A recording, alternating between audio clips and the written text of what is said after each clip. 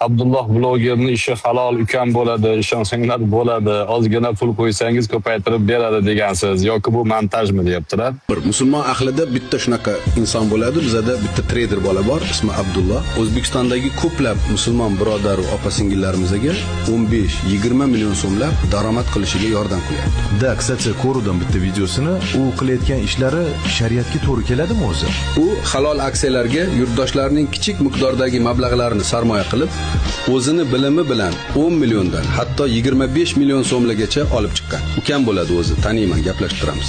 Bu sun'iy intellektda qilishyapti. Bu mashinning hammasi. Men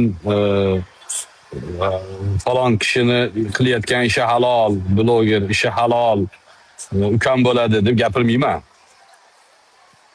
Faqat men emas, Adizni ham qilishyapti, Alisher Usmonovni ham shunaqa qilishyapti. Rahmatullohi va barakatuh aziz vatandoshlar. O'zbekiston musulmonlar boshqarmasi nomidan va shaxsiy o'zim nomimdan aktyor Adiz Rajabov va uning jamoasiga samimiy minnatdorchiligimni bildiraman. Davlat qo'llab-quvvatlashi va o'z mablag'lari evaziga ular fuqarolarimizga halol va baraka topgan daromad olish imkonini beruvchi loyiha yaratdilar. Sun'iy intellektga gapirtirishib, sun'iy intellekt orqali soddalarni aldashyapti. Ozgina 50 ming, 100 ming pul tiktirib to'lattiradi. Target yoqadi.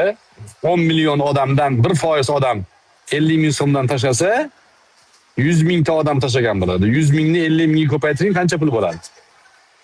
Shunaqa mashinniklar ko'p. Hatto O'zbekistonda mashinnik shabakasi qo'lga tushdi.